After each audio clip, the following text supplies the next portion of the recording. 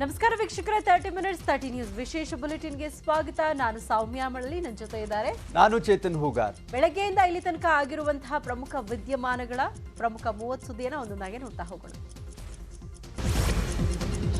ಯಡಿಯೂರಪ್ಪನವರಿಗೆ ಕಲೆಸಿದ್ರೆ ಅದು ಪಕ್ಷಕ್ಕೆ ಹೊಡೆತ. ಮುಂಬರುವ ದಿನಗಳಲ್ಲಿ ಇದು ಅರ್ಥವಾಗುತ್ತೆ ಅಂತ ಬಿಜೆಪಿ ಉಪಾಧ್ಯಕ್ಷ ವಿಜಯೇಂದ್ರ ಮಾರ್ಮಿಕವಾಗಿ ಮಾತನಾಡಿದ್ದಾರೆ. ವಿಜಯಪುರದಲ್ಲಿ ಮಾತನಾಡಿದ ಅವರು, ಪಕ್ಷದಲ್ಲಿ ಏನೇ ಸಮಸ್ಯೆ ಇದ್ರೂ ಕುಳಿತು ಬಗೆಹರಿಸಿಕೊಳ್ಳಬೇಕು ಅಂದಿದ್ದಾರೆ. ಈ ಮೂಲಕ ಪದೇ ಪದೇ ಬಿಎಸ್ವೈ ಕೆಣಕ್ತಾ ಇದ್ದ ಯತ್ನಾಳ್ಗೆ ಟಾಂಗ್ ಕೊಟ್ರ ಅನ್ನೋ ಪ್ರಶ್ನೆ ಎದುರಾಗಿದೆ. ಪಕ್ಷದ ಹಿತದೃಷ್ಟಿಯಿಂದ, ಪಕ್ಷದ ಮುಂದಿನ ಭವಿಷ್ಯದ ದೃಷ್ಟಿಯಿಂದ ಇದು ಒಳ್ಳೆಯ ಬೆಳವಣಿಗೆ ಅಂತೇಳಿ ನಾನಂತೂ ಭಾವಿಸಿದ್ದೇನೆ. ಯತ್ನಾಳ್ ಅವರು ಕೂಡ ಹಿರಿಯರಿದ್ದಾರೆ, ನಾನು ಅವ್ರ ಬಗ್ಗೆ ಹೆಚ್ಚನ್ನು ಹೇಳೋದಕ್ಕೆ ಇಚ್ಛಪಡೋದಿಲ್ಲ. ಆದರೆ ಮಾನ್ಯ BS ಯಡಿಯೂರಪ್ಪನವರು ಈ ರಾಜ್ಯದಲ್ಲಿ ಇವತ್ತವರು 4 ಬಾರಿ ಮುಖ್ಯಮಂತ್ರಿ ಆಗಿ ಇವತ್ತು ಯಾವುದೇ ಮುಖ್ಯಮಂತ್ರಿ ಸ್ಥಾನದಲ್ಲಿ ಇಲ್ಲದೇ ಇದ್ರೂ ಕೂಡ ರಾಜ್ಯದಲ್ಲಿ ಎಲ್ಲ ಸಮುದಾಯ, ಎಲ್ಲ ವರ್ಗದ ಜನ ಒಪ್ಕೊಂಡಿರ್ತಕ್ಕಂಥ ಒಬ್ಬ ಧೀಮಂತ ನಾಯಕ, ರೈತ ನಾಯಕ, ಒಬ್ಬ ದೊಡ್ಡ ಹೋರಾಟಗಾರರು. ಇವತ್ತು ಯಡಿಯೂರಪ್ಪನವ್ರ ಬಗ್ಗೆ ಅಥವಾ ಯಡಿಯೂರಪ್ಪನವ್ರಿಗೆ ಕಲ್ಲನ್ನು ಎಸೆದ್ರೆ ಅದು ಪಕ್ಷಕ್ಕೆ ಹೊಡೆತ ಬೀಳ್ತದೆ, ಪಕ್ಷಕ್ಕೆ ಪೆಟ್ಟಾಗ್ತದೆ. ಬಿಜೆಪಿಯಲ್ಲಿ 32 ಬಣಗಳಿವೆ ಎಂದಿದ್ದಂಥ ಡಿಕೆಶಿಗೆ ಸಚಿವ ಸುಧಾಕರ್ ತಿರುಗೇಟು ಕೊಟ್ಟಿದ್ದಾರೆ. ಕಾಂಗ್ರೆಸ್ನಲ್ಲೇ 2 ಗುಂಪುಗಳಿದ್ದಾವೆ. ಡಿಕೆಶಿ ಗುಂಪು ಒಂದು, ಸಿದ್ದರಾಮಯ್ಯ ಗುಂಪು ಒಂದು ಇದೆ ಅಂತ ಕಿಡಿಕಾರಿದ್ದಾರೆ. ನೋಡಿ ಗೊತ್ತಾಗ್ತದೆ, ಒಂದು ದಿನ ಒಬ್ಬನ ಕೇಳಿ ನಿಮ್ಮ ಕೇಳಿ ಮಾತಾಡ್ಸಕ್ಕಾಗ್ತಿಲ್ಲ. ಬೇರೆಯವ್ರ ಕೇಳಿ, ನಿಮ್ಮ ಬಿಜೆಪಿ ಪಾರ್ಟಿಯವ್ರ ಕೇಳಿ. 32 ಗುಂಪಿದೆ. 1, 2 ನಾಲ ಮನೆ ಪಟ್ಟಿ ಮಾಡಿಸಿಟ್ಟಿದ್ದೀನಿ. 32 ಗುಂಪಿದೆ ನಿಮ್ಮಲ್ಲಿ. ಸಣ್ಣ ಗುಂಪು. ನಮ್ಮ ಮೇಲೆ ಹೇಳ್ತೀರಲ್ಲ, ರೆಡಿ. ನಮಸ್ಕಾರ.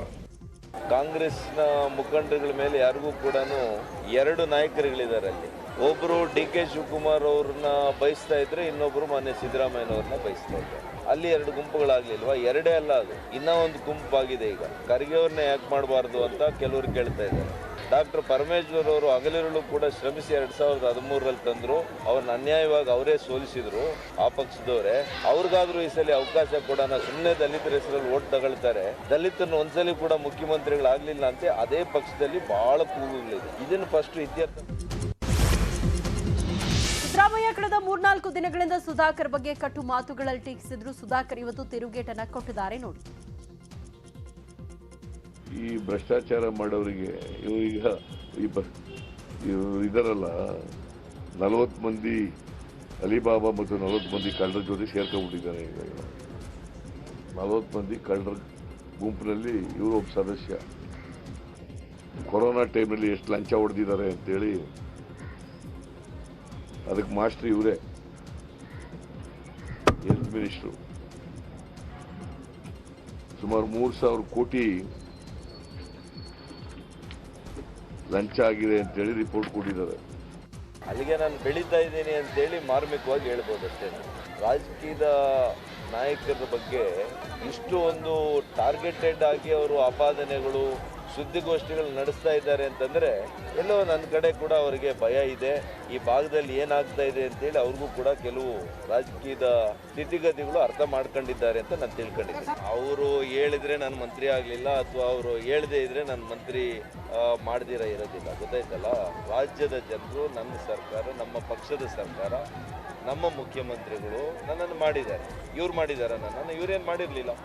ಮತ್ತು ಇವ್ರು ದಳದಲ್ಲಿದ್ದಾಗ ಇವ್ರನ್ನ ಯಾಕೆ ಮುಖ್ಯಮಂತ್ರಿ ಮಾಡಿರಲಿಲ್ಲ?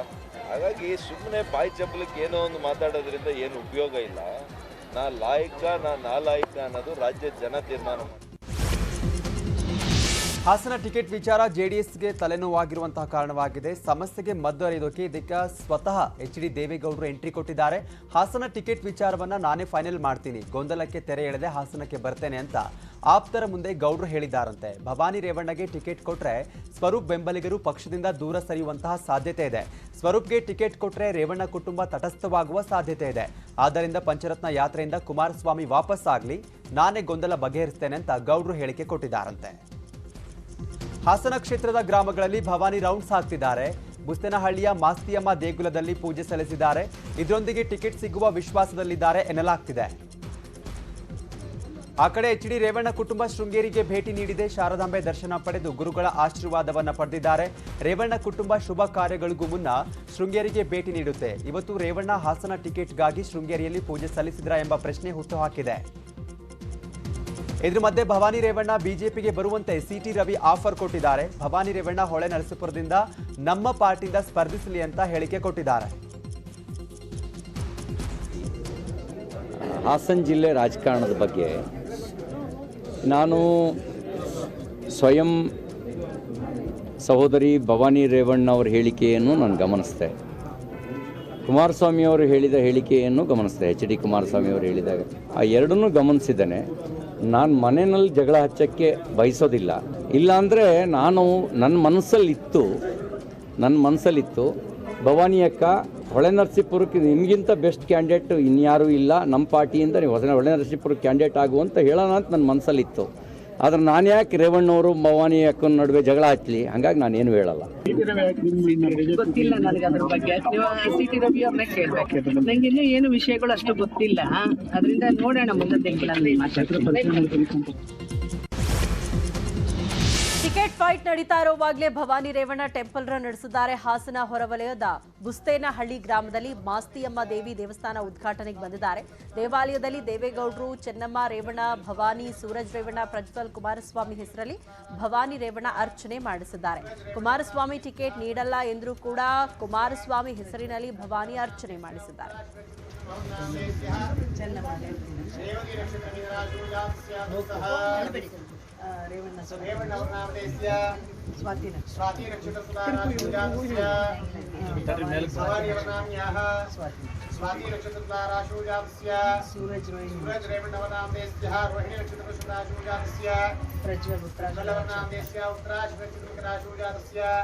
ಕುಮಾರಸ್ವಾಮಿ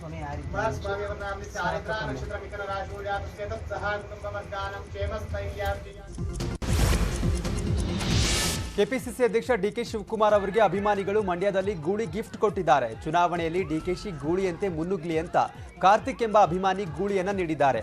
ಅಭಿಮಾನಿಗಳು ನೀಡಿದ ಗೂಳಿಯನ್ನ ಡಿಕೆ ಶಿವಕುಮಾರ್ ಸ್ವೀಕರಿಸಿ ಗೂಳಿಯ ಕಿವಿಯಲ್ಲಿ ಬಂಡೆ ಅಂತ ಕೂಗುವ ಮೂಲಕ ನಾಮಕರಣ ಮಾಡಿದ್ದಾರೆ.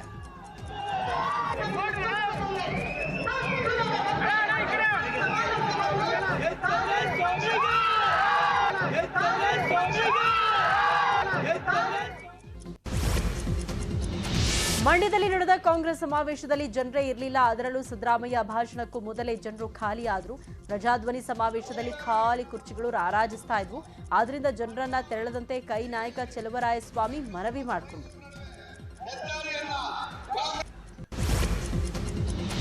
ಸಿದ್ದರಾಮಯ್ಯ ಹಾಗೂ ಡಿಕೆಶಿ ರಾಜಕೀಯ ಸನ್ಯಾಸತ್ವ ಸ್ವೀಕಾರದ ಬಗ್ಗೆ ಸಿಎಂ ಮಾತನಾಡಿದ್ದಾರೆ. ಅವರೇ ಪದೇ ಪದೇ ಸನ್ಯಾಸತ್ವದ ಬಗ್ಗೆ ಮಾತನಾಡ್ತಿದ್ದಾರೆ. ಶಾದಿ ಭಾಗ್ಯ ಮಾಡಿದ್ರಿಂದಲೇ ಸಿದ್ದರಾಮಯ್ಯ ಅವರಿಗೆ ದೌರ್ಭಾಗ್ಯ ಬಂತು.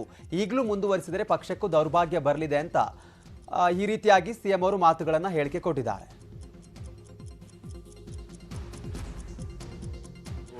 ಯಾವಾಗಲೂ ಕೂಡ ಇದೇ ನಿಲುವನ್ನು ತಗೊಂಡಿದ್ದಾರೆ. ಮುಖ್ಯಮಂತ್ರಿಯಾಗಿ ಅವರು ಶಾದಿ ಭಾಗ್ಯ ಮಾಡಿದರು. ಆದರೆ ಶಾದಿ ಭಾಗ್ಯ ಅವ್ರು ಮಾಡೋದ್ರಿಂದ ಅವ್ರಿಗೆ ಅವ್ರ ಪಕ್ಷಕ್ಕೆ ದೌರ್ಭಾಗ್ಯ ಆಗಿತ್ತು. ಮತ್ತೆ ಅವ್ರಿಗೆ ದೌರ್ಭಾಗ್ಯನೇ ಬೇಕು ಅಂದರೆ ಮುಂದುವರ್ಸ್ಕೊಂಡು ಹೋಗಲಿ, ನಮ್ದೇನು ತಕರಾರು. ಕರಾವಳಿಯಲ್ಲಿ ಹಿಂದುತ್ವದ ಪಾಠ ಮಾಡಿದ ಸಿದ್ದರಾಮಯ್ಯಗೆ ಸಚಿವ ಸುನೀಲ್ ಕುಮಾರ್ ತಿರುಗೇಟು ಕೊಟ್ಟಿದ್ದಾರೆ. ಸಿದ್ದರಾಮಯ್ಯಗೆ ಯಾವಾಗ ಹಿಂದುತ್ವದ ಜ್ಞಾನ ಬರುತ್ತದೋ, ಯಾವಾಗ ಇಸ್ಲಾಮೀಕರಣ ಪುಟಿದೇಳುತ್ತೋ ಅವರೇ ಹೇಳಬೇಕು. ಒಂದೊಂದು ಭಾಷಣದಲ್ಲಿ ಒಂದೊಂದು ಮಾತಾಡ್ತಾರೆ. ದಕ್ಷಿಣ ಕನ್ನಡ ಉಡುಪಿ ರಾಷ್ಟ್ರೀಯತೆಯ ಪ್ರಯೋಗಶಾಲೆ. ಇದು ದೇಶ ಮೊದಲು ಎಂದು ಚಿಂತನೆ ಮಾಡುವ ಜಿಲ್ಲೆ. ಆದರೆ ದೇಶ ಮೊದಲು ಎನ್ನುವ ಜಿಲ್ಲೆಯ ಜನರ ಭಾವನೆಗೆ ಸಿದ್ದರಾಮಯ್ಯ ಅವರು ಕಿಮ್ಮತ್ತು ಕೊಡ್ತಾ ಇಲ್ಲ ಅಂತ ಸುನೀಲ್ ಕುಮಾರ್ ಹೇಳಿದ್ದಾರೆ. ಸಿದ್ದರಾಮಯ್ಯನವರಿಗೆ ಯಾವ್ಯಾವಾಗ ಹಿಂದುತ್ವದ ಜ್ಞಾನ ಬರ್ತದೋ, ಯಾವ್ಯಾವಾಗ ಇಸ್ಲಾಮೀಕರಣ ಪುಟಿದೇಳುತ್ತೋ ಅದನ್ನು ಅವ್ರ ಹತ್ರನೇ ಕೇಳಬೇಕು. ಒಂದೊಂದು ಭಾಷಣದಲ್ಲಿ ಒಂದೊಂದು ಸಂಗತಿಯನ್ನು ಎಲ್ಲ ಕಡೆಗಳಲ್ಲೂ ಕೂಡ ಉಲ್ಲೇಖ ಮಾಡ್ತಾರೆ. ದಕ್ಷಿಣ ಕನ್ನಡ ಮತ್ತು ಉಡುಪಿ ಜಿಲ್ಲೆ ರಾಷ್ಟ್ರೀಯತೆಯ ಪ್ರಯೋಗಶಾಲೆ. ಹಿಂದುತ್ವ ಅಂತಂದರೆ ರಾಷ್ಟ್ರೀಯತೆ, ಹಿಂದುತ್ವ ಅಂತಂದರೆ ಈ ದೇಶದ ಭಾರತೀಯ ಸಂಸ್ಕೃತಿ, ಅದರ ಪ್ರಯೋಗಶಾಲೆ. ದೇಶ ಮೊದಲು ಅಂತೇಳಿ ಯೋಚನೆ ಮಾಡುವಂಥ ಜಿಲ್ಲೆ ಇದು. ಅದನ್ನು ಅವತ್ತಿನಿಂದನೂ ಕೂಡ ನಮ್ಮ ಹಿರಿಯರು ಮುಂದುವರಿಸ್ಕೊಂಡು ಬಂದಿದ್ದಾರೆ. ಇವತ್ತು ಹೊಸ ಪೀಳಿಗೆಯು ಕೂಡ ಅದೇ ಭಾವನೆಯೊಂದಿಗೆ ಕೆಲಸವನ್ನು ಮಾಡ್ತಾ ಇದೆ. ದೇಶ ಮೊದಲು ಅಂತ ಅನ್ನುವಂಥ ಜಿಲ್ಲೆಯ ಜನರ ಭಾವನೆಗಳು ಬೇಡ ಅಂತೇಳಿ ಸಿದ್ದರಾಮಯ್ಯರಿಗೆ ಅನಿಸಿದ್ರೆ ಅದಕ್ಕೆ ಈ ಜಿಲ್ಲೆಯ ಜನ ಹೊಣೆ ಅಲ್ಲ, ಅದಕ್ಕೆ ಅವರೇ ಹೊಣೆ. ಹಾಗಾಗಿ ಎಲ್ಲಿಯೂ ನೆಲೆ ಇಲ್ಲದಂತೆ ಪರದಾಡ್ತಾ ಇರುವಂಥ ಒಬ್ಬ ನಾಯಕ, ಪರದಾಡ್ತಾ ಇರುವಂಥ ನಾಯಕರಿಗೆ ಇವತ್ತು ಸಿದ್ಧಾಂತಗಳ ಅರಿವು ಯಾಕೆ ಬಂದಿದೆಯೋ ನಂಗೆ ಅರ್ಥ ಆಗ್ತಿಲ್ಲ. ದಿಂದ ಸ್ಪರ್ಧಿಸಲಿ, ಅವರಿಗೆ 1 ಕೋಟಿ ಹಣ ಕೊಡ್ತೇನೆ, ನನ್ನ ಆಸ್ತಿ ಮಾರಿ ಗಿಫ್ಟ್ ಕೊಡ್ತೇನೆ, 7 ಎಕರೆ ಜಮೀನು ಮಾರಿ ಸಿದ್ದರಾಮಯ್ಯ ಅವರಿಗೆ ಹಣ ನೀಡ್ತೇನೆ ಅಂತ ಬಿಜೆಪಿ ಮುಖಂಡ ಚಂದ್ರಯ್ಯ ನಾಗರಾಳ ಸಿದ್ದರಾಮಯ್ಯ ಪರ ಬ್ಯಾಟಿಂಗ್ ಮಾಡಿದ್ದಾರೆ. ನಾಳೆ ಯಾದಗಿರಿಗೆ ಸಿದ್ದರಾಮಯ್ಯ ಆಗಮಿಸ್ತಾ ಇದ್ದು ಅವರ ಪರ ಬಿಜೆಪಿ ನಾಯಕ ಬ್ಯಾಟಿಂಗ್ ಮಾಡಿದ್ದಾರೆ. ಸಿದ್ದರಾಮಯ್ಯ ಸಾಬ್ರು ಯಾದಗಿರಿಗೆ ಸ್ಪರ್ಧೆ ಮಾಡಿದ್ರ ನಾವು 1 ಕೋಟಿ ರೂಪಾಯಿ ಕೊಡ್ತೀನಿ, ಗಿಫ್ಟ್ ಕೊಡ್ತೀನಿ. ಯಾಕಂದ್ರೆ ಅವ್ರ ಮೇಲೆ ಹಣ ಇಲ್ಲ, ಅವರು ಕೊಳ್ಳೆ ಹೊಡೆದಿಲ್ಲ, ಎಲ್ಲರೂ ಕೊಳ್ಳೆ ಹೊಡೆದಾರ. ಸಿದ್ದರಾಮಯ್ಯ ಸಾಬ್ರು ಸಾಚ ಮನುಷ್ಯ, ಸಾಚ ಇದ್ದದಕ್ಕೆ ಅವ್ರಿಗೆ 1 ಕೋಟಿ ರೂಪಾಯಿ ಕೊಡ್ತೀನಿ, ನಾನು ಆಸ್ತಿ ಮಾರಿ ಕೊಡ್ತೀನಿ. ನಂದು ಏನದ 15 ಎಕರೆ 18 ಎಕರೆ ಆಗಲಿ 20 ಎಕರೆ ಇರ್ಬೋದು, 7 ಎಕರೆ ಮಾಡ್ತೀನಿ, 15 ಲಕ್ಷಕ್ಕೆ 1 ಎಕರೆ ಹೊಲ ಹೋಗ್ತದ.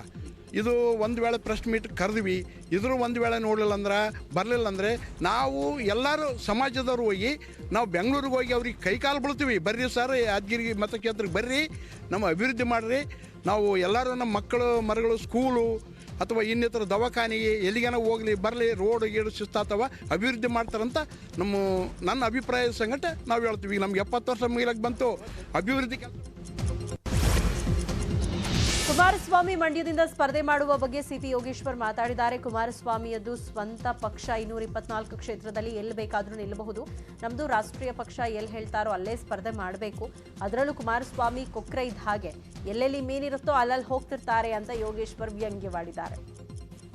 ಕುಮಾರಸ್ವಾಮಿ ಅವ್ರನ್ನೇ ಕೇಳಬೇಕು, ನನಗೇನು ಈಗ ಕುಮಾರಸ್ವಾಮಿ ಅವ್ರದ್ದು ಸ್ವಂತ ಪಕ್ಷ, ಅವರು 224 ಕ್ಷೇತ್ರದಲ್ಲಿ ಅವರೇ ಬಿ ಫಾರಂ ಕೊಡ್ತಾರೆ, ಅವ್ರು ಎಲ್ಲಿ ಬೇಕಾದ್ರೂ ನಿಂತ್ಕೋಬೋದು. ಅವ್ರ ಇಚ್ಛೆಗೆ ಬಿಟ್ಟದ್ದು. ನಮಗೊಂದು ರಾಷ್ಟ್ರೀಯ ಪಕ್ಷ ಆದರೆ ನಾವು ನಮ್ಮ ಪಕ್ಷ ಎಲ್ಲಿ ಹೇಳ್ತದೆ ಅಲ್ಲಿ ಸ್ಪರ್ಧೆ ಮಾಡಬೇಕಾಗ್ತದೆ. ಅದು ಕುಮಾರಸ್ವಾಮಿ ಅವ್ರ ವೈಯಕ್ತಿಕ ವಿಚಾರ ಇರ್ಬೋದು. ಕುಮಾರಸ್ವಾಮಿ ಅವರು ಪಕ್ಷ ಉಳಿಸ್ಬೇಕು, ಭಾಳ ಸಾರಿ ಹೇಳಿದ್ದಾರೆ. ಅವರು ಪಕ್ಷ ಎಲ್ಲೆಲ್ಲಿ ತೊಂದರೆ ಆಗುತ್ತೆ ಅಲ್ಲಿ ಅವರವ್ರ ಸ್ಪರ್ಧೆ ಮಾಡಿ ಪಕ್ಷ ಉಳಿಸ್ತಕ್ಕಂಥ ಕೆಲಸವನ್ನು ಮಾಡ್ತೀನಿ ಅಂತ ಹೇಳಿದ್ದಾರೆ. ಹಂಗಾಗಿ ಎಲ್ಲೆಲ್ಲಿ ತೊಂದರೆ ಆಗುತ್ತೆ ಅಲ್ಲಿ ಸ್ಪರ್ಧೆ ಮಾಡ್ತಾರೆ.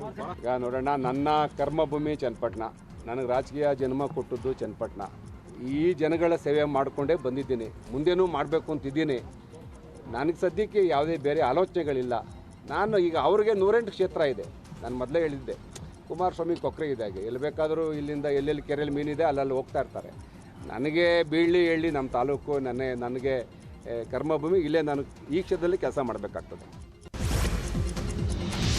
ಉಡುಪಿಯಲ್ಲಿ ಪರಶುರಾಮ ಥೀಮ್ ಪಾರ್ಕ್ ಅನ್ನು ಸಿಎಂ ಬಸವರಾಜ ಬೊಮ್ಮಾಯಿ ಅವರು ಲೋಕಾರ್ಪಣೆಗೊಳಿಸಿದ್ರು. ಇನ್ನು ಕಾರ್ಕಳದ ಬೈಲೂರಿನಲ್ಲಿರುವಂತಹ ಉಮಿಕಲ್ ಕುಂಜ ಬೆಟ್ಟದಲ್ಲಿ ಸುಮಾರು 14 ಕೋಟಿ ರೂಪಾಯಿ ವೆಚ್ಚದಲ್ಲಿ ಥೀಮ್ ಪಾರ್ಕ್ ನಿರ್ಮಿಸಲಾಗಿದ್ದು ಪರಶುರಾಮನ 33 ಅಡಿ ಎತ್ತರದ ಕಂಚಿನ ಪ್ರತಿಮೆ ನಿರ್ಮಿಸಲಾಗಿದೆ.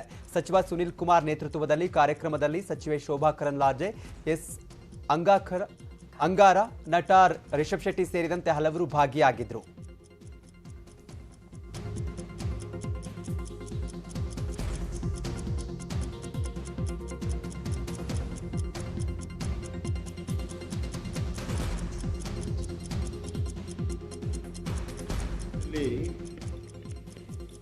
ಅತ್ಯಂತ ರೋಚಕವಾಗಿರುವಂಥ ಕಥೆ ಇರುವಂಥದ್ದು ಕೆಲವು ಜನಗಳದ್ದು. ಅದರಲ್ಲಿ ಪರಶುರಾಮ ಅತ್ಯಂತ ಎತ್ತರದಲ್ಲಿ, ಯಾವ ರೀತಿ ಮಹಾಭಾರತದಲ್ಲಿ ಕರ್ಣನ ಒಂದು ವ್ಯಕ್ತಿತ್ವ ಇದೆ, ತ್ಯಾಗ, ಬಲಿದಾನ, ದಾನ, ಅದೇ ರೀತಿ ಪರಶುರಾಮನ ವ್ಯಕ್ತಿತ್ವವೂ ಕೂಡ ಹೌದು. ಪರಶುರಾಮ ಬಹಳ ದೊಡ್ಡ ವೀರ, ಶೂರ. ಅವನು ಶಿವನಿಂದ ವರ ಪಡೆದವನು, ಅಗಾಧವಾದಂಥ ಒಂದು ಶಕ್ತಿ. ಆದರೆ ತಾಯಿ ರೇಣುಕಾದೇವಿಯ ಅತ್ಯಂತ ಪ್ರೀತಿಯ ಮಗ ಜಮದಗ್ನಿ ತಾಯಿ ರೇಣುಕಾ ದೇವಿ ಮೇಲೆ ಕೋಪಗೊಂಡಾಗ, ಜಮದಗ್ನಿ ಬಹಳ ಕೋಪದ ಋಷಿ, ಬೆಂಕಿ. ಕೋಲಾರದಲ್ಲಿ ಉಸ್ತುವಾರಿ ಸಚಿವ ಮುನಿರತ್ನ ಆಣೆ ಪ್ರಮಾಣ ಪಾಲಿಟಿಕ್ಸ್ ಮಾಡಿಸಿದ್ದಾರೆ. ಟಿಕೆಟ್ ಕೈ ತಪ್ಪಿದ್ರೂ ಬಿಜೆಪಿ ಪಕ್ಷ ಬಿಟ್ಟು ಹೋಗಲ್ಲ ಅಂತ ಸಚಿವ ಮುನಿರತ್ನ ಆಣೆ ಪ್ರಮಾಣ ಮಾಡಿಸಿದ್ದಾರೆ. ಕೋಲಾರ ಹೊರವಲಯದ ಖಾಸಗಿ ರೆಸಾರ್ಟ್ನಲ್ಲಿ ನಿನ್ನೆ ಬಂಗಾರಪೇಟೆ ಕ್ಷೇತ್ರದ ಆಕಾಂಕ್ಷಿಗಳಿಗೆ ಪ್ರಮಾಣ ಮಾಡಿಸಲಾಗಿದೆ. ಮಾಜಿ ಶಾಸಕ ಎಂ ನಾರಾಯಣಸ್ವಾಮಿ, ವೆಂಕಟ ಮುನಿಯಪ್ಪ ಹಾಗೂ ಬಿವಿ ಮಹೇಶ್, ವಿ ಶೇಷು, ಅಮರೇಶ್ ಸೇರಿದಂತೆ 6 ಮಂದಿ ಟಿಕೆಟ್ ಫೈಟ್ ನಡೆಸ್ತಾ ಇದ್ದಾರೆ. ಎಂ ನಾರಾಯಣಸ್ವಾಮಿಗೆ ಟಿಕೆಟ್ ತಪ್ಪಿದ್ರೆ ಜೆಡಿಎಸ್ ಸೇರುವ ಭೀತಿ ಇದೆ. ಆದ್ರಿಂದ ಮುನಿರತ್ನ ಎಲ್ಲರ ಕೈ ಮುಂದಿಟ್ಟು ಆಣೆ ಪ್ರಮಾಣ ಮಾಡಿಸಿದ್ದಾರೆ. ರಾಜ್ಯದ ನಾಯಕರು ಅವರ ಮಾರ್ಗದರ್ಶನದಂತೆ ನಮ್ಮಲ್ಲಿ ಯಾರೇ ಒಬ್ಬರಿಗೆ ಅಭ್ಯರ್ಥಿಯನ್ನಾಗಿ ಮಾಡಿದರೆ ಒಟ್ಟಾಗಿ ಎಲ್ಲರೂ ಸಹ ನಾವು ಪಕ್ಷ ತೀರ್ಮಾನದ ಅಭ್ಯರ್ಥಿ ಗೆಲ್ಲಿಸಲು ಪ್ರಮಾಣ ಮಾಡಿ ನಾವು ಶಕ್ತಿ ಮೀರಿ ಗೆಲ್ಲಿಸುತ್ತೇವೆ. ಯಾವುದೇ ಚನ್ನಪಟ್ಟಣದ ಬಮೂಲ್ ಕಚೇರಿಯಲ್ಲಿ ಬಿಜೆಪಿ ಜೆಡಿಎಸ್ ಕಾರ್ಯಕರ್ತರ ಮಧ್ಯೆ ಗದ್ದಲ ಗಲಾಟೆ ನಡೆಯಿತು. ಬಿಜೆಪಿಯ ನೂತನ ನಾಮನಿರ್ದೇಶಕ ಎಸ್ ಲಿಂಗೇಶ್ ಕುಮಾರ್ ಅಧಿಕಾರ ಸ್ವೀಕಾರಕ್ಕೆ ಜೆಡಿಎಸ್ ಕಾರ್ಯಕರ್ತರು ವಿರೋಧವನ್ನು ವ್ಯಕ್ತಪಡಿಸಿದರು. ಬಮೂಲ್ ನಿರ್ದೇಶಕ ಎಚ್ಸಿ ಜಯಮುತ್ತು ಕಚೇರಿಯಲ್ಲೇ ಲಿಂಗೇಶ್ ಕುಮಾರ್ ವಿರುದ್ಧ ಜಗಳಕ್ಕೆ ಬಿದ್ದರು. ಜೆಡಿಎಸ್ ಬಿಜೆಪಿ ಕಾರ್ಯಕರ್ತರ ಕೈ ಮಿಲಾಯಿಸಿಕೊಂಡರು. ಕೊನೆಗೆ ಪೊಲೀಸರು ಮಧ್ಯಸ್ಥಿಕೆಯಲ್ಲಿ ಗಲಾಟೆ ತಣ್ಣಗಾಯಿತು. ನಿಮ್ ಜೊತೆ ಕೂತ್ ಮಾತಾಡೋಲಿ ಅಂತ ಹೇಳಿದ್ರೆ ಚೇರ್ ಬಿಟ್ಕೊಡಿ ಅಂತ ಹೇಳಿಲ್ಲ, ಒತ್ತಡ ಮಾಡಲ್ಲ ಅನ್ನೋ ಕಾನ್ಸೆಪ್ಟ್ ಲವ್ಲಿ ಅಂತ ಗೊಂದಲ ಮಾಡ್ಕೊಳ್ಳೋದು ಬೇಡ ಅಂತ ಹೇಳ್ಬಿಟ್ಟು ಬಿಟ್ಟಿದ್ದೀನಿ ಅಂತ ಡಿಎಂ ಹೇಳ್ತಾರೆ. ಅಂದ್ರೆ ಇಲ್ಲಿ ಅಧಿಕಾರನ ದುರುಪಯೋಗ ಪಡಿಸ್ಕೊಂತಾರೆ ಅಂತ ತಮಗೆ ಆತಂಕ. ಏನಾಗಿದೆ, ನೆಕ್ಸ್ಟ್ ಮಂತ್ 27ನೇ ತಾರೀಕೆ ನಮ್ದು ಬಮೂಲ್ ಉತ್ಸವ ಕಾರ್ಯಕ್ರಮ. ಹೆಚ್ಚು ಕಮ್ಮಿ ನಮ್ಮ ರೈತರನ್ನ 20 ರಿಂದ 25 ಸಾವಿರ ಕ್ಷೇತ್ರದಲ್ಲಿ ಬರ್ತಾರೆ. ಮೊದಲ ಬಾರಿಗೆ ನಾಯಕ ನಟನಾಗಿ ಪ್ರಮೋದ್ ಶೆಟ್ಟಿ ಅಭಿನಯಿಸಬೇಕಾಗಿದ್ದ ಶಬಾಷ್ ಬಡ್ಡಿ ಮಗನೇ ಫಿಲ್ಮ್ ಅರ್ಧಕ್ಕೆ ನಿಂತಿದೆ. ಯಾಕಂದ್ರೆ ವಂಚನೆ ಕೇಸಲ್ಲಿ ಚಿತ್ರದ ನಿರ್ಮಾಪಕ ಅರೆಸ್ಟ್ ಆಗಿದ್ದಾರೆ. ಆಡುಗೋಡಿ ಠಾಣೆ ಪೊಲೀಸರು ನಿರ್ಮಾಪಕ ಪ್ರಕಾಶ್ನನ್ನ ಬಂಧಿಸಿದ್ದಾರೆ. ಕೆಎಂಎಫ್ನಲ್ಲಿ ವಿವಿಧ ಹುದ್ದೆ ಕೊಡಿಸ್ತೀನಿ ಅಂತ ಹಲವರಿಂದ ಹಣ ಪಡೆದು ವಂಚಿಸಿದ್ದ ಪ್ರಕರಣದಲ್ಲಿ ಪ್ರಕಾಶ್ ಅರೆಸ್ಟ್ ಆಗಿದ್ದಾರೆ. ನೆಲಮಂಗಲದ ಪ್ರವಾಸಿ ಮಂದಿರದಲ್ಲಿ ಪಿಡಬ್ಲ್ಯೂಡಿ ಅಧಿಕಾರಿ ಆತ್ಮಹತ್ಯೆ ಮಾಡಿಕೊಂಡಿದ್ದಾರೆ. ಕಚೇರಿಗೆ ಸಂಬಂಧಪಟ್ಟ ಫೈಲ್ ಮಿಸ್ ಆದ ಒತ್ತಡದಿಂದ ಬೇಸತ್ತು ಲಕ್ಷ್ಮೀ ನರಸಿಂಹಯ್ಯ ನೇಣು ಬಿಗಿದುಕೊಂಡು ಆತ್ಮಹತ್ಯೆ ಮಾಡಿಕೊಂಡಿದ್ದಾರೆ ಎನ್ನಲಾಗ್ತಿದೆ. ಸ್ಥಳಕ್ಕೆ ದಾಬಸ್ಪೇಟೆ ಠಾಣಾ ಪೊಲೀಸರು ಭೇಟಿ ನೀಡಿ ಪರಿಶೀಲನೆ ನಡೆಸಿದ್ದಾರೆ.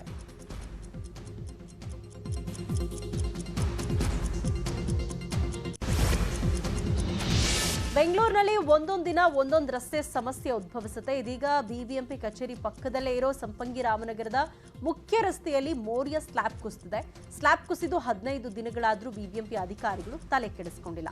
ಸ್ಲ್ಯಾಬ್ ಕುಸಿದ ಜಾಗದಲ್ಲಿ ಕೇವಲ ಒಂದೇ ಒಂದು ಬ್ಯಾರಿಕೇಡ್ ಅಳವಡಿಸಿ ಕೈ ತೊಳ್ಕೊಂಡಿದ್ದಾರೆ.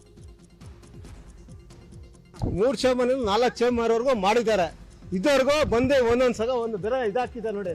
ಅಲ್ಲಿ ಹಾಕಿರೋದು ಒಂದು ಕಂಬಿ ಅಷ್ಟೇ, ಅದ್ ಬೇಗ ಏನಿಲ್ಲ, ಕಾಂಕ್ರೀಟ್ ಇಲ್ಲ ಏನಿಲ್ಲ, ಸುಮ್ಮನೆ ಕಂಬಿ ಹಾಕ್ಬಿಟ್ಟು ಕಾಂಕ್ರೀಟ್ ಹಂಗೆ ಹಾಕಿದ್ದಾರೆ ಅಷ್ಟೇ ಬೇರತ್ತು.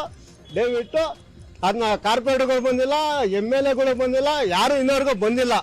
ಇದುವರೆಗೂ ಇದ್ ಬಗ್ಗೆ ಜವಾಬ್ದಾರಿ ಇಲ್ಲ ಅವ್ರಿಗೆ. ಏನ್ ಗೊತ್ತಾ, ಯಾರ ಸಾಯ್ಲಿ ಅವ್ರಿಗೆ ಎಲೆಕ್ಷನ್ ಟೈಮಲ್ಲಿ ಮಾತ್ರ ಬರ್ತಾರೆ, ಓಟ್ ಕೇಳ್ತಾರೆ. ನೆಲಮಂಗಲ ಹೆದ್ದಾರಿಯಲ್ಲಂತೂ ವೀಲಿಂಗ್ ಹುಚ್ಚು ಹೆಚ್ಚಾಗ್ತಾ ಇದ್ದು ಬೈಕ್ ಸವಾರರು ಜೀವ ಕೈಲಿ ಹಿಡಿದುಕೊಂಡು ಸಂಚರಿಸುವಂತಹ ಸ್ಥಿತಿ ನಿರ್ಮಾಣವಾಗಿದೆ. ಯುವಕರು ವೀಲಿಂಗ್ ಮಾಡಿ ಆ ವಿಡಿಯೋವನ್ನ ಸೋಷಿಯಲ್ ಮೀಡಿಯಾದಲ್ಲಿ ಪೋಸ್ಟ್ ಮಾಡ್ತಿದ್ದಾರೆ. ರಸ್ತೆ ದಾಟ್ತಾ ಇದ್ದ ಪಾದಚಾರಿಗೆ ಕಾರೊಂದು ಡಿಕ್ಕಿ ಹೊಡೆದ ಘಟನೆ ಮೇಕ್ರಿ ಸರ್ಕಲ್ ಸಮೀಪ ಖಾಸಗಿ ಹೋಟೆಲ್ ಮುಂದೆ ನಡೆದಿದೆ. ಕಾರು ಗುದ್ದಿದ ರಭಸಕ್ಕೆ ಅಪರಿಚಿತ ವ್ಯಕ್ತಿ ಸ್ಥಳದಲ್ಲೇ ಸಾವನ್ನಪ್ಪಿದ್ದಾನೆ. ಇನ್ನು ಕಾರು ಮತ್ತು ಚಾಲಕ ಸ್ಥಳದಿಂದ ಪರಾರಿಯಾಗಿದ್ದಾನೆ. ಸಾವನ್ನಪ್ಪಿದ ವ್ಯಕ್ತಿ ವಯೋವೃದ್ಧನ ಫೋಟೋ ಹಿಡಿದು ರಸ್ತೆ ದಾಟ್ತಾ ಇದ್ದ. ಆಗ ಕಾರೊಂದು ಗುದ್ದಿ ಪರಾರಿಯಾಗಿದೆ.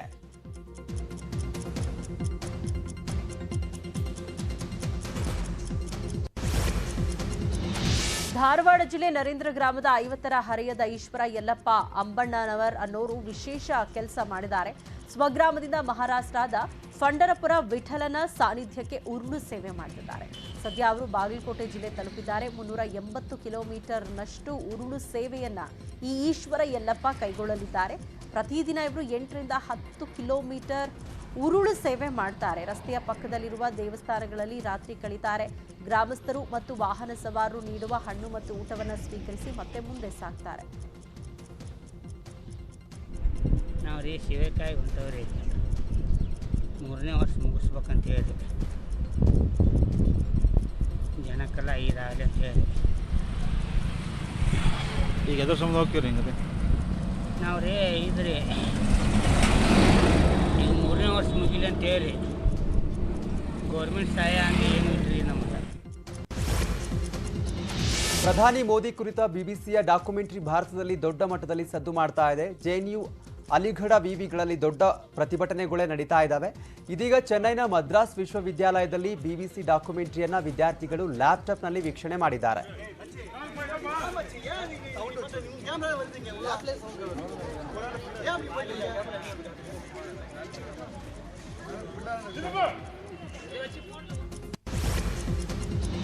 ಇನ್ನುಳಿದ ಪ್ರಮುಖ ಸುದ್ದಿಗಳನ್ನ ನೋಡೋಣ ಚಿಕ್ಕ ಬ್ರೇಕ್ ಆದ್ಮೇಲೆ. Welcome back. ಉಳಿದ ಸುದ್ದಿಗಳನ್ನ ಒಂದೊಂದಾಗಿ ನೋಡ್ತಾ ಹೋಗೋಣ. ಮಧ್ಯಪ್ರದೇಶದ ಉಜ್ಜಯಿನಿ ಮಹಾಕಾಳೇಶ್ವರ ದೇಗುಲದಲ್ಲಿ ಭಕ್ತರ ಮಧ್ಯೆ ಹೊಡೆದಾಟ ನಡೆದಿದೆ. ದೇಗುಲದ ಆವರಣದಲ್ಲಿ ಎರಡು ಗುಂಪುಗಳು ಕೈ ಮಿಲಾಯಿಸಿಕೊಂಡಿದ್ದಾರೆ. ಈ ರಿಕ್ಷಾದಲ್ಲಿದ್ದ ಸೀಟ್ಗಳನ್ನ ಬುಕ್ ಮಾಡಲು ಎರಡು ಗುಂಪಿನ ಭಕ್ತರು ಪ್ರಯತ್ನಿಸಿದ್ದಾರೆ. ಅದೇ ಕಾರಣಕ್ಕೆ ಜಗಳವಾಡಿದ್ದಾರೆ.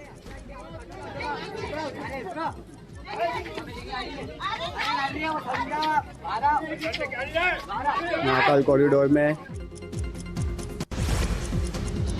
ನಿನ್ನೆ ದೇಶಾದ್ಯಂತ ಗಣರಾಜ್ಯೋತ್ಸವ ಸಂಭ್ರಮ. ಇಡೀ ದೇಶಾದ್ಯಂತ ತ್ರಿವರ್ಣ ಧ್ವಜ ಹಾರಿಸಲಾಯಿತು. ಆದರೆ ಬಿಹಾರದಲ್ಲಿ ಓರ್ವ ಮುಸ್ಲಿಂ ವ್ಯಕ್ತಿ ಪಾಕಿಸ್ತಾನದ ಧ್ವಜ ಹಾರಿಸಿದ್ದಾನೆ. ಸದ್ಯ ಆರೋಪಿಯನ್ನ ಪೊಲೀಸರು ಬಂಧಿಸಿದ್ದು ತೀವ್ರ ವಿಚಾರಣೆಗೆ ಒಳಪಡಿಸಲಾಗಿದೆ.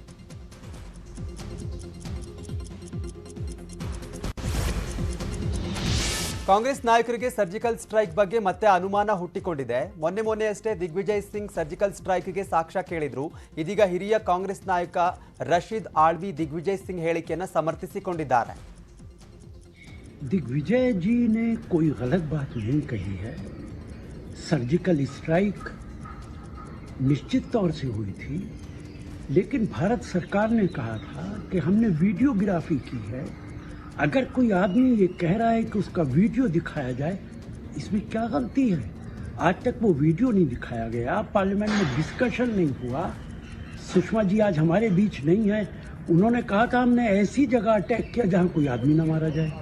अमित शाह जी ने कहा था कि 200-300 आदमी मारे गए. उत्तर प्रदेश के मुख्यमंत्री योगी जी ने कहा था 400 लोग मारे गए. देश के लोग किस बात पे यकीन करें? ರಾಜಸ್ಥಾನದ ಅಜ್ಮೀರ್ನಲ್ಲಿ ಎಟಿಎಂ ದರೋಡೆ ಮಾಡಲಾಗಿದೆ. ಅರೈನ್ ಹಾಗೂ ರೂಪ್ ನಗರ್ನ 2 ಎಟಿಎಂಗಳಲ್ಲಿ ಕಳ್ಳತನ ಆಗಿದೆ. ಕಳ್ಳರು ಬರೋಬ್ಬರಿ 38 ಲಕ್ಷ ರೂಪಾಯಿಯನ್ನ ಕದ್ದಿದ್ದಾರೆ. ಆ ವಿಡಿಯೋ ಸಿಸಿಟಿವಿಯಲ್ಲಿ ಸೆರೆಯಾಗಿದೆ.